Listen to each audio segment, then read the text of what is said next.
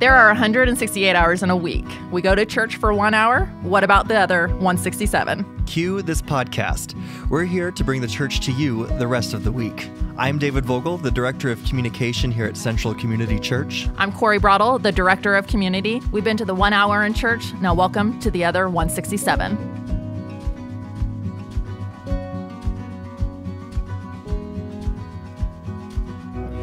Well, this is a really special episode of 167 because we have the big man on campus, our senior pastor, Bob Beckler, with us. Watch it as now. our guest. Yeah, I know. watch it. Yeah, for sure. So I'm excited about this because a few weeks ago, we ended our series, Genesis Back to the Beginning, and that was a great series. It was 10 weeks, and we covered a lot of ground in just a very few amount of chapters. Like there was a lot to take out of it. But what came out of that was even more questions that people sent into the church from what you talked about. Yeah. And so we're going to take some time in this episode, and then we're going to break it up, and we're going to do a second episode next week and kind of walk through some of those questions. And Pastor Bob's going to enlighten us to what the answer to those is. So thank you for being here, Pastor Bob. No, it's my pleasure to be here. And you know what? It's interesting that even though we did that series for 10 weeks, we just kind of skimmed the surface. Yeah, exactly. So that's the neat thing about scriptures is that, you know, they never get old, and every time you go back, God has something fresh. Yep. So, but it was a lot of fun. I enjoyed doing it because there's a lot of things that I learned, and it's always fun to interact with the people. And the main goal that I love about, or the main reason why I love people asking questions is it just gets them into the Bible, and that's what we want. So. Yep. Yeah. Okay, so we're going to dive in. Okay, so first question here. When was the devil removed from heaven? And then another question onto that. What did he do to get kicked out of heaven? And then how long was it from that moment till he tempted Eve? Wow. I know, that's a long one. Well, who gave you these questions? I know. I'm just kidding. You know, that was one of the questions that we got asked a lot.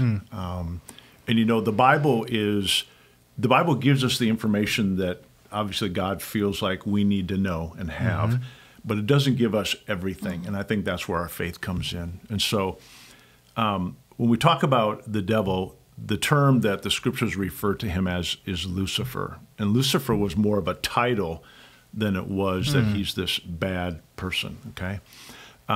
We do know that Lucifer was one of the angels. In fact, he was one of the angels. He was a beautiful angel, and he was described as even higher than all the other angels. Wow. The Bible in the book of Isaiah and Ezekiel talks about this. It talks about the king of Babylon and Tyre, but the enemy behind it is Lucifer. And so what we learn from that is that we know that before God created, there was nothing. And so we know that the angels were created somewhere in the beginning between days 1 and 3, okay? And so when God created the angels, they all had roles. And the Bible tells us in Ezekiel, I believe it's 28, that Lucifer was beautiful.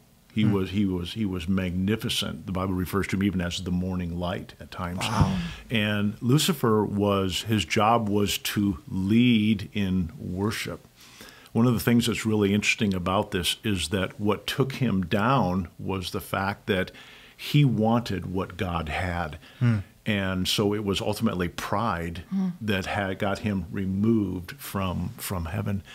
It's interesting because that's what he used to tempt Adam and Eve, is the whole pride. He wanted something. He wanted them to want something that they didn't have.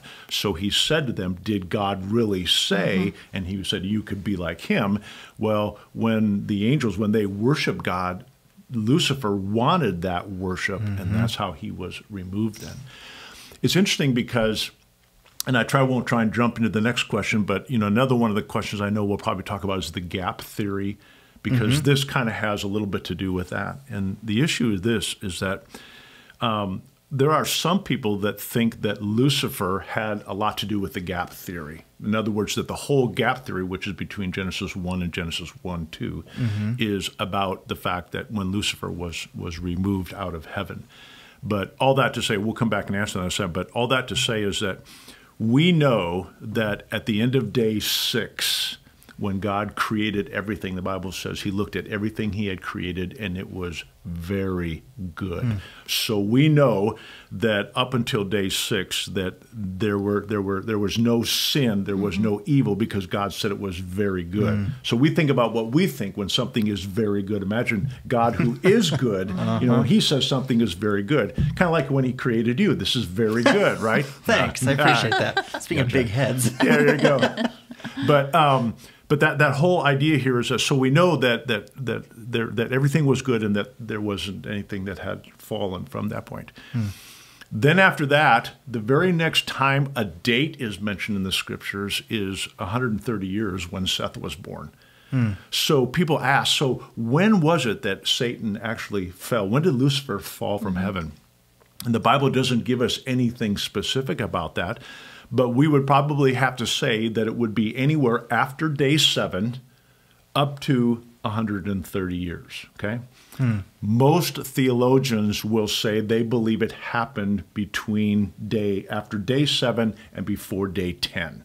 A lot of them like to zero in on day 9, but what they do believe and what they've taught is that when Lucifer fell and he was removed from heaven, that immediately, you know, he was angry at God, and so he wanted to destroy what meant to God, what was God's greatest possession, his prized possession, which was Adam and Eve, and he immediately went to destroy them. Wow. So, you know, that leads into, you know, some of the other questions is that, you know, when you get to the book of Job, the Bible says that Satan came to the heavenly meetings. And then it's like, well, how long did that go on? And you know, we don't know a lot about that, but it's just, the Bible's just really interesting, and God has given us what he believes we need to know. And for some of us, there may be some that understand more than others, but in time, God reveals, and then ultimately when he comes again, we'll have all knowledge over all things. But so there's a lot of things that we don't know, but we do understand who Lucifer was, and that's recorded in Isaiah and in Ezekiel. And we know that he was removed from heaven because of the sin of pride, and then he immediately went to destroy God's prized possession, which was man. Wow, that says a lot about pride, just in general. Yep. How damaging it can be. Yep. Okay, sure is. Next question. Okay, and I think you kind of alluded to this already. The question was, aren't there 2 different creations explained between Genesis 1 and Genesis 2? Right. Okay. So actually in Genesis 1:1. Oh, 1:1 and 1:2. Okay. Genesis 1:1 is the very beginning. In the beginning, God created the heavens and the earth. And then there is what they call the gap theory. And they believe that there was one world in Genesis 1, verse 1. Okay. And then there was another world in Genesis 1, verse 2. And the whole idea with that is that it started with a Scottish theologian by the name of Thomas Chalmers. And what he was trying to do was he was trying to reconcile the believers who believed in a very old earth versus the believers who believed in a very young earth, okay? We believe that Scripture teaches us that the earth is probably 6,000 to 7,000 years old, okay? So what happened is that the thinking was that, okay, so we have Genesis 1, verse 1, okay? God created the heavens and the earth. And then what happened is there was this catastrophic geographical phenomena that came about. And there are some theologians who have taught us this is when Satan was removed from heaven and he was thrown to the earth. This is when the Ice Age and all of these things happened. There's even something referred to as Lucifer's flood. That's how they explain the fossils from the dinosaurs that they think happened millions and millions and even billions of years before. And so there's a problem with that in the gap theory, and the problem with that is that means that there was death before the fall. And we know that can't be true because we know the Bible tells us in Romans that sin came through one man. And even at the end of Genesis 1 verse 6, God said they looked at everything and it was all very good. Okay? So that gap is a way that people can kind of bring together and bring harmony among those who believe in an old earth and a young earth and not let it divide us and say, okay, now we can all agree and we can get along and we would move forward. And so that's pretty much what the gap theory is about. That's interesting. Yep. Okay, David, I know you want to ask this one, so ask the one he started talking about dinosaurs. You go ahead and ask your question. So, were there dinosaurs walking on Earth with man and women? Absolutely. Okay. Yes, there were dinosaurs. Yes. In fact, I would say that the time that it's mentioned in the scriptures in the book of Job, Job chapter 40, and I believe it's verse 15, it talks about the behemoth. It's interesting that, a lot of people look at the dinosaurs and they think, well, what happened to the dinosaurs? And the answer to that question would be is that they died off. A lot of it was, we have to remember, is that before Noah and them came along, that everybody was they just ate vegetables and they ate the fruits. So that's what they focused on. It wasn't until later on where God said you can eat meat. And so, but these dinosaurs were living in and amongst creatures. One of the things I think that is interesting is that they have found some of the fossils from these dinosaurs, and they have found red blood cells within some of the bone structure, which means that limits them to their age. And so a lot of them believe that this definitely happened when in a young Earth, that the Earth is less than 6,000 or 6,000 years old, and that they found these red blood cells in them, which means that they would match up. That's really during interesting. That time. People say, well, what happened to them? Well, one of the things we know is that when sin entered into the world, everything changed. The climate changed. Everything began to change. And so because of that, there were animals that died off. They became extinct. And we're used to that because we still have animals that, are extinct or on an endangered species. But some of them didn't or couldn't adapt. And so what happened then is that they died off. So it's really interesting, the thing that we have to remember is that, science says that the Bible or the science will prove the Bible, but the Bible proves science. And so when we go back and look, yes, there were these animals, and yes, some of them were very large, but the majority of them probably were not as large as what we think they were. Yeah. It's interesting when people talk about, when God brought the animals onto the ark with Noah. Sometimes people will think, okay, so he brought a coyote and he brought a wolf and then he brought a chihuahua and then he brought a German shepherd and all of that. But the Bible tells us that each of their own kind.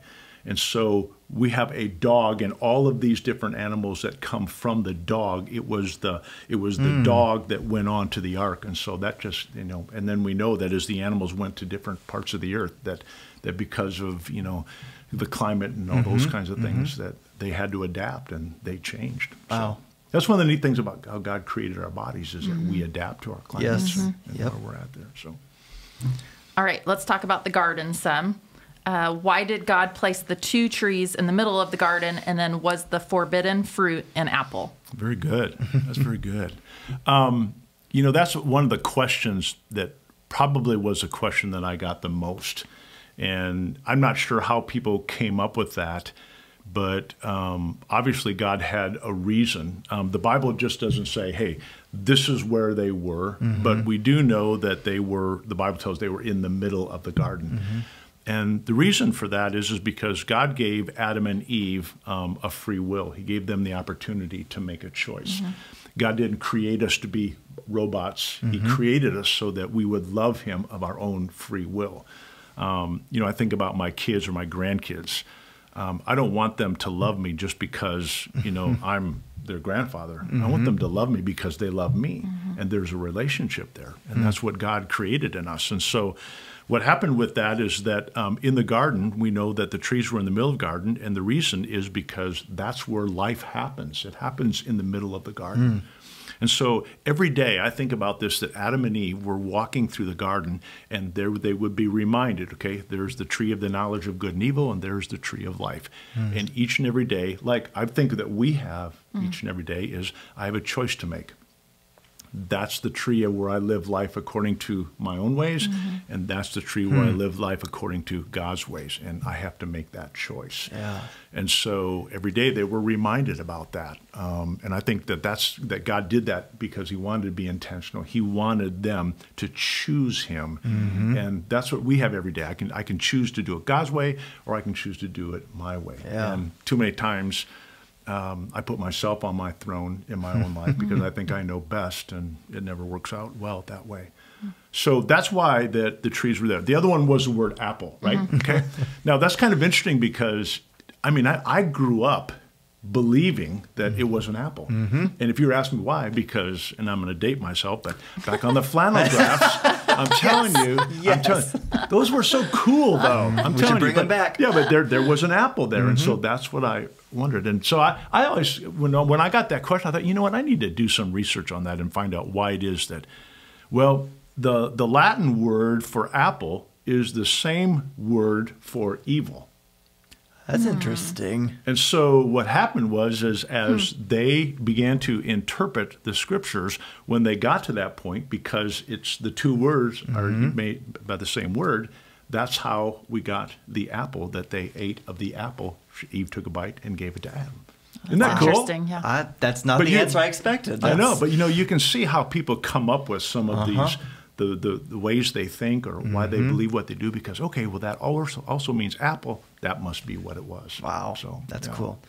Well, that brings us about halfway through our questions, so we're gonna pause it, and we're gonna come back next week and get through the other few questions. So thank you so much, Pastor Bob, for being here. And my pleasure. Yeah, it's fun. It is fun. Learning things is fun. Yeah, it is. It is. All right, we'll be back next week. Great. All right. Thanks for listening to 167. Please leave us a 5-star review on Apple Podcasts, Stitcher, or wherever you're listening from. And to keep up with everything at Central Community Church, follow us on Facebook and Instagram. And if you want to watch us record this podcast live, find us on YouTube. We think the 167 hours between church services are so important, and we hope you'll share this episode with your friends. Join us next week.